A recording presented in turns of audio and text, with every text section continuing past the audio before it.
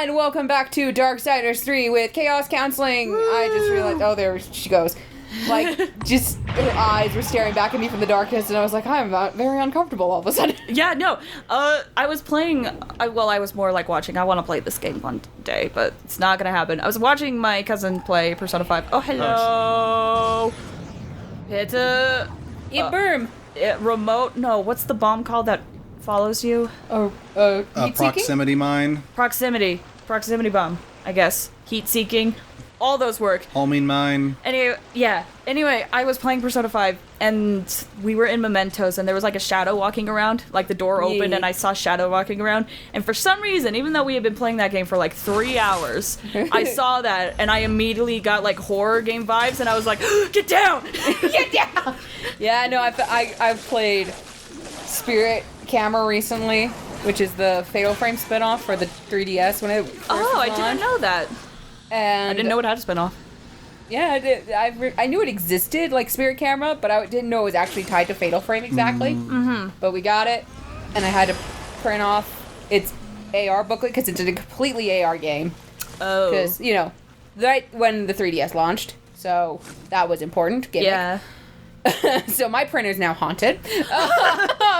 But I was just playing it with my brother when I was watching over him. And it scared the shit out of me because it was like, okay, you scan the AR thing, you deal with some stuff, and then it's like, look behind you, and I'm like, I hate this so much right now. And or like it was like, oh, something's here, find it. And I'm like, okay, so I just started looking around and taking pictures of everything because it was just like, we don't know where it is. And finally, just as a joke, I was like, lol, I'm gonna take a picture of Luke. And there was the ghost. I literally almost dropped my 3D. Oh my gosh. It scared the shit out of me. That's terrifying. And the coincidence is uncanny. It's like, oh my gosh. You're like, my haunted printer is spreading. No.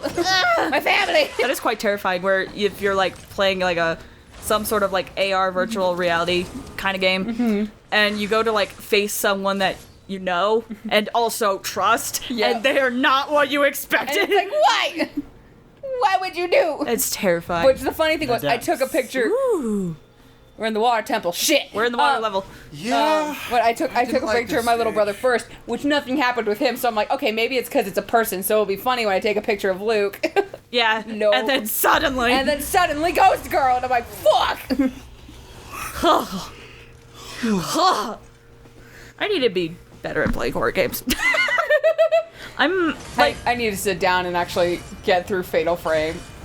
I can't like do that. I beat the Spirit Camera, but I think it's because I'm in control. I can run around. I can move the camera. But when you're holding a controller, you don't feel as in control. Yeah. So it's like fuck. I'm heading to the Maker's Forge. Okay, we'll be back. Okay. Hi, we're back. The depths. Anuncio.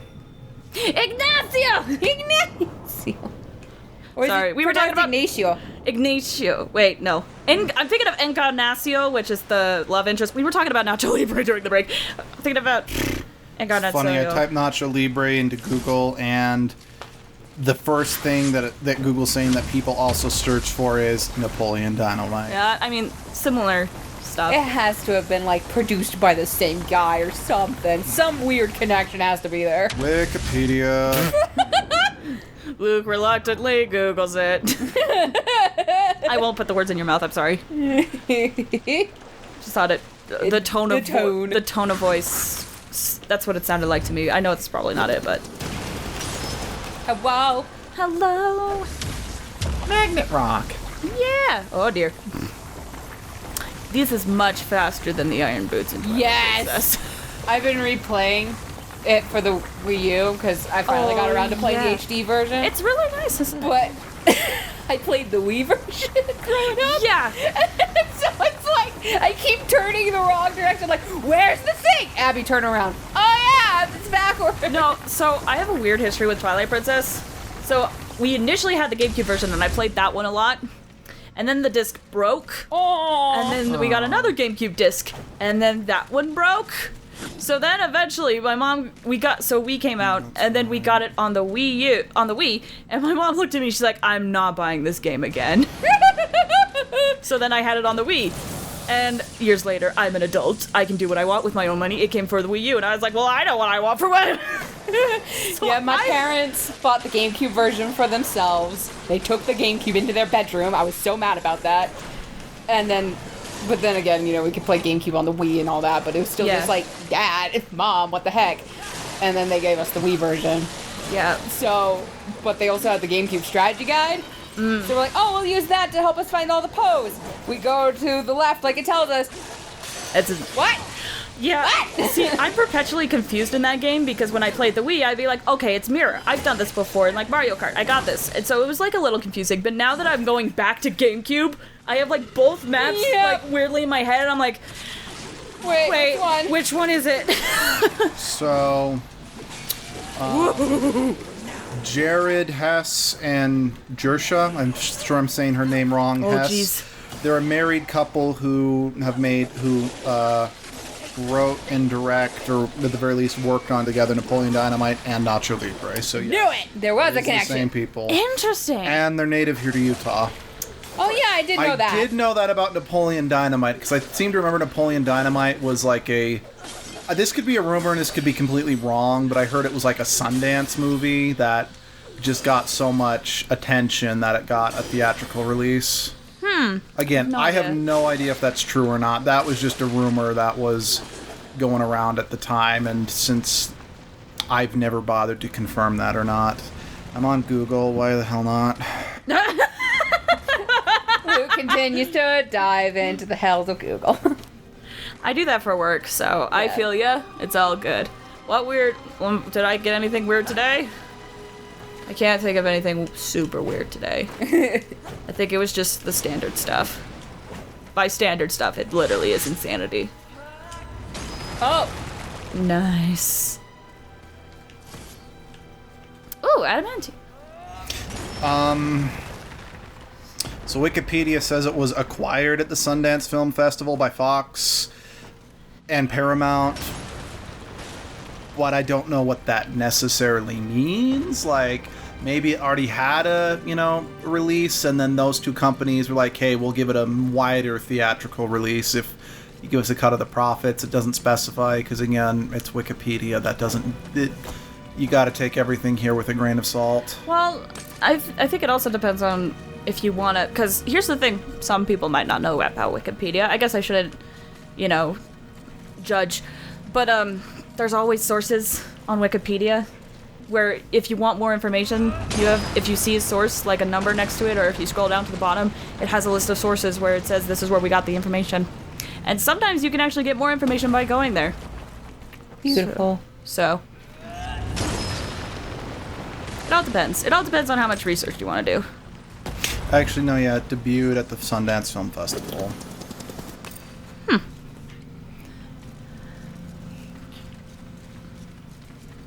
Jeez, what was this movie's budget?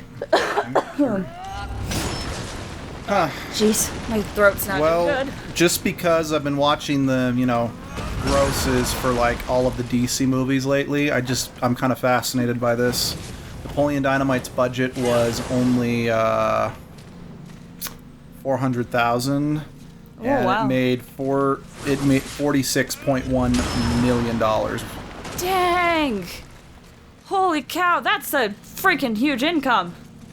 Can you hit it with Salvation and maybe it won't go as far? Or will Salvation move it at all? Because I legitimately don't... No, Salvation throws it just as far. I legitimately don't remember how to do this one. Can you ground pound it? Sorry, I was looking down because I was Googling. Did hitting those those switches back there drop the block? No, we pushed it ourselves. Okay. I do want to know what those levers do. I don't know, this is the first time I've paid attention in a while. Whoops. I'm pretty bad at commentating, I apologize, guys. That's it. I've been more silent for longer than you have, so I will rock, paper, scissors you for worst commentator in this particular video. Okay. Okay.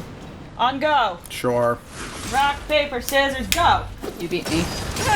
Candle the word commentator. Or is it the other way around? We never established what happened if you won. Oh, okay. We'll agree to disagree. We'll call it a draw. Sounds good. Alright, we'll call it a draw. Exactly. Has anyone else here listened to Spam-A-Lot? In a weird way, as in I heard other people sing it. Yeah, so I learned a lot of really funny things about Spamalot as I was I bought the soundtrack because, well, I really like the music. And then I'm like, wait a second. Several of these songs were actually reused from various other Monty Python properties, and the way Eric Idle works them in, I'm like, Eric Idle, you are a cheeky bastard. Like, one of the things I found out is one of the songs in the musical is Always Look on the Bright Side of Life. See, that's one of the songs I was talking about. I've heard other people sing. Well, that's the song that plays at the end of Monty Python's Life of Brian. Yep. Well, Life of Brian, it's basically the life of Jesus' next-door neighbor. Yep. And what's funny is that the song is sung at the end of Life of Brian. It's sung to Brian as he's being crucified on the cross, who was played by Graham Chapman. Always look on the bright side of death. Yep. And in the musical, it's sung to King Arthur, who, in the original Monty Python, was also played by Graham Chapman.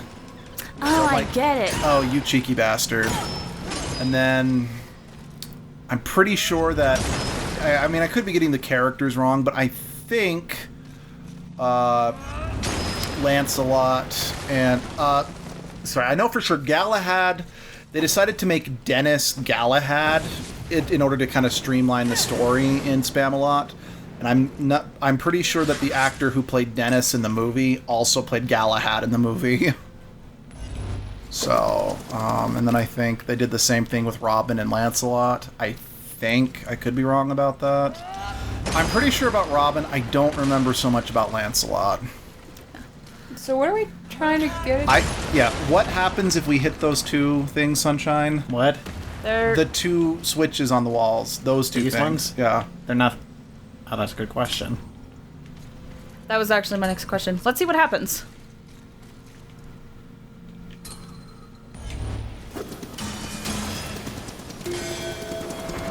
Yay! Okay. Always look on the bright side of death. Life's a piece That of was shit beautiful. when you look at it. Life's a joke. Life's a laugh and death's the joke. It's true. Let's see, Spamalot has the one of the Lady of the Lake, right? Uh-huh. Okay. See, there was one time in middle school, there was a guy that behind stage literally sung the entire song to me. And I was like, oh my gosh, I got my own performance of it. So I forget how it goes, but I got to see the performance of it from a fan. Which one, since there's a couple, I think my favorite the Lady of the Lake does is Whatever Happened to My Part. I'm trying to remember. I think it was like a song where she was just saying, frick all you guys! Yeah, she's got a big role in the first act. Then in Act That's 2, it! Yeah! Yeah, so she's gone for half of Act 2.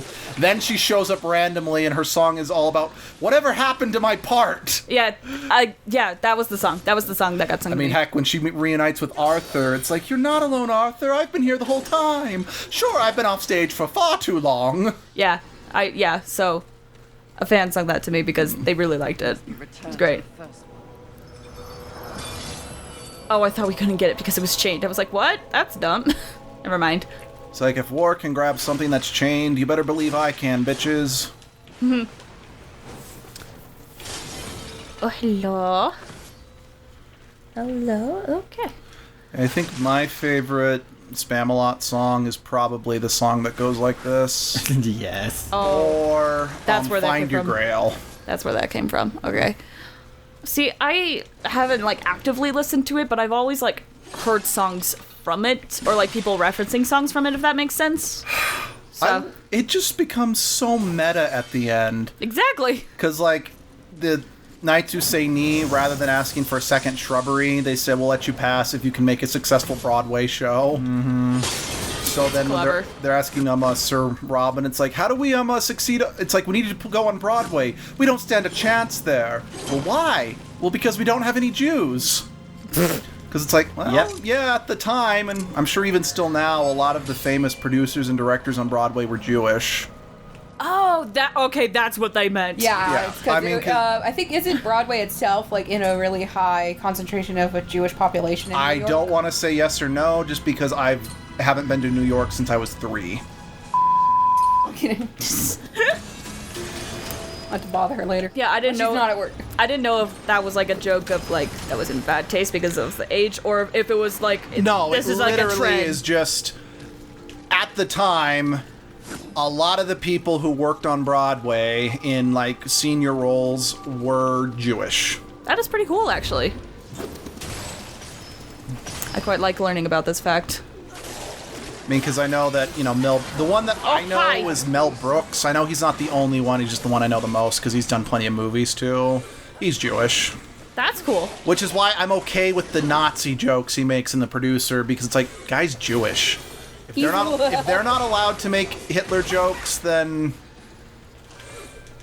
Well, I mean, I can definitely understand the argument that no one should make jokes about Hitler. But I'm also... We gotta learn to laugh at the bad things. Yeah, but I'm also a big believer. It's like you got to be able to laugh at it eventually. Otherwise, you're just going to spend the rest of eternity just feeling sad, I can get that. And I mean, that's not to say that I think it's okay to make light of. I don't think it's ever okay to make a joke about Anne Frank, because I'm like, that's a little different, because that's a very specific account of something terrible that happened, rather than making fun of Hitler, Yeah, I can get that. I don't think I know enough to have a concrete opinion, No, that's fair. but in general, I do think it's good to eventually learn to laugh about things. But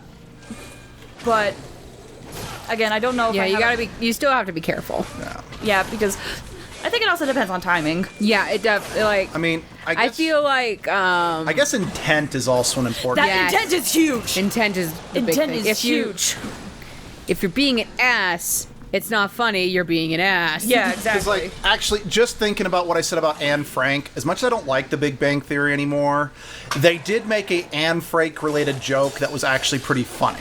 Like, context, Penny is a struggling actor, and she was asking her friend, hey, you should come see this performance. It's the only chance I'm ever going to get to play Anne Frank, but it's above a bowling alley.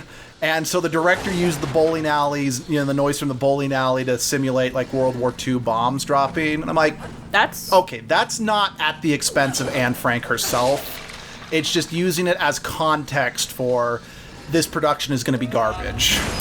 interesting. Yeah. Yeah. Let's see. If we see Volgrim anytime soon, but that is an episode. We are still learning. Do you know where Volgrim is? No, this area is probably one of the more easily... Well, actually, I take it back, because you Oh, can hi. swim around more freely. Oh, yeah, it's the Cthulhu monsters. Because you could swim around a little more freely here, it was easier to explore, per se.